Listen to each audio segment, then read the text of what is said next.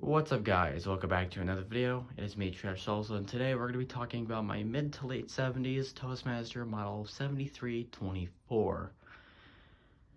It's a really interesting fan. So this is right now, my newest fan I've got. It was $10 off of Facebook Marketplace, and I figured it was not a bad deal.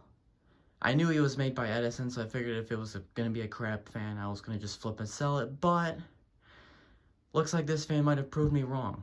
I own 4 Edisons, all of them somewhat misbehave, and this one seems like the one that doesn't rattle or have buzzing or motor problems. It just seems like a really good fan. So, kind of an interesting one. Let's talk about it. So, start off with this is definitely an oddball for Edison, by the way. There's a lot of weird non-Edison things in here, like the color. This is an ivory / harvest gold, like a, JCPenney Lakewood fan, like the Pencrest series. Edison never used this color, not that I have seen. Definitely not on a Toastmaster. Usually the Toastmasters were avocado green or brown. This one was not like that.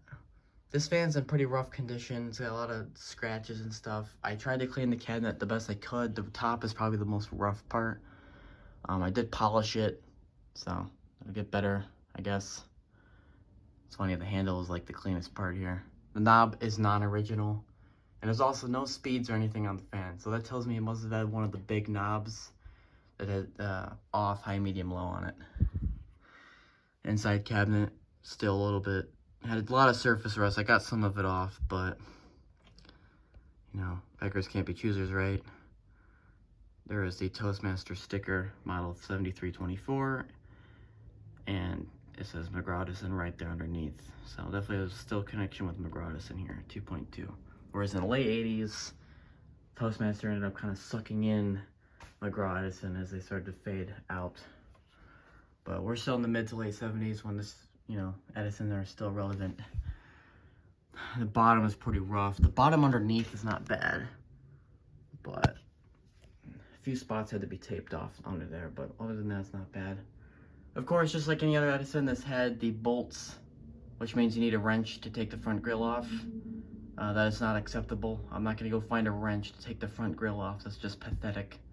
So I ran to Ace Hardware and got some nice chrome screws that fit this fan. I did it for the rear grille as well, and it looks amazing. It definitely adds to the fan, a nice chrome, rather than the stupid rusty bolts that used to be in there. And this is Edison's wide blade set. This is the second version of it. The first version has all these little triangles cut out. I don't know why that they stopped cutting them out. Lakewood did something similar with the first gen to the second gen. Just companies are weird, I guess. And yeah, and this has the front grille. They used this front grille right before the Thin and Light series launched. And then in the early 80s, they brought a similar grille back, also for the Thin and Light series, and this was phased out. Any of the variable speed Edisons, like the all black and brown with the chrome knob, you've probably seen one on YouTube, they did use the same front grille. They just had a black sticker here that just said Edison in like red. And it'd be kind of cool if I can get one of those fans, but yeah. Let's get to the back now. This thing is really heavy. Probably one of the heaviest plastic bladers I'll probably ever own.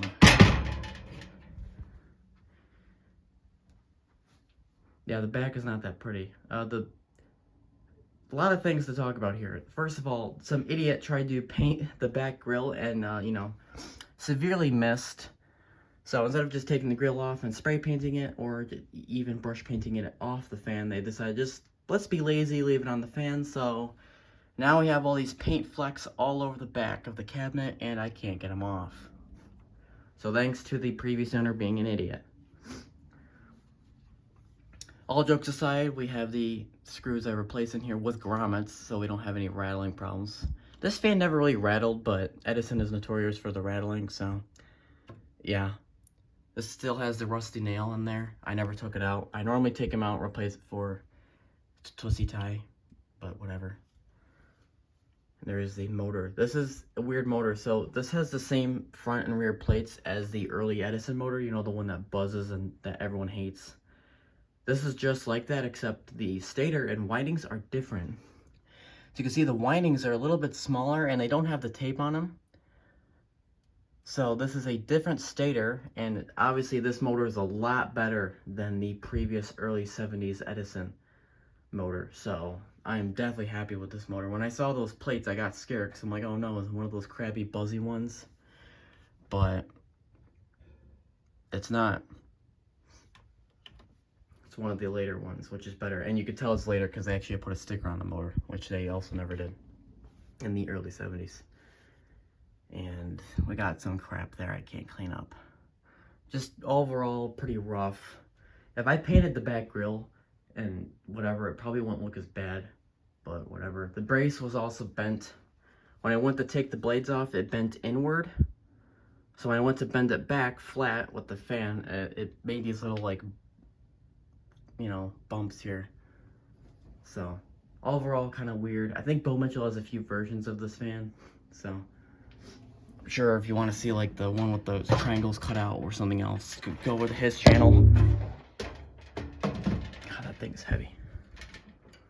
And this one also has Edison feet, which is not normal because the thin lights had the giant slot here for feet, and this one actually has built-in feet like a Lakewood. So maybe Edison was just like, you know what, let's be like Lakewood today. I don't know. I mean, this kind of is like a S223 second gen, if you will, but here's high. Does have a cool startup sound.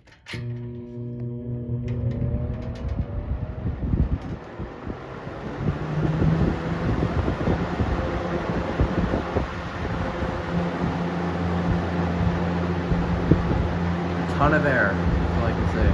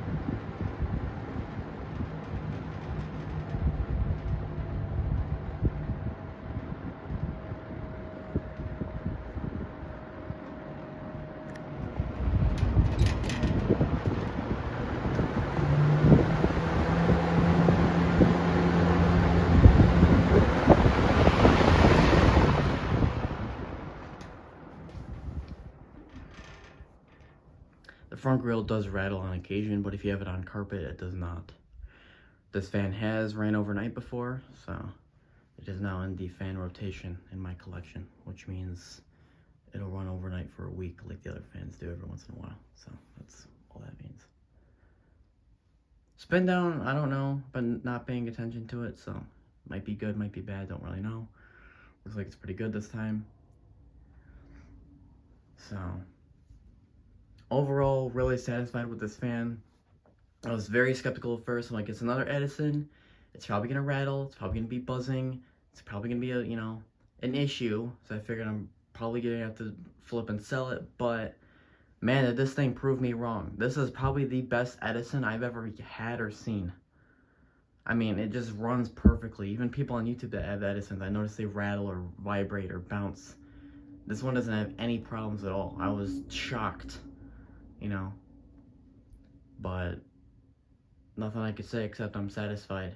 So if you guys enjoyed this video, I will see you guys in the next one.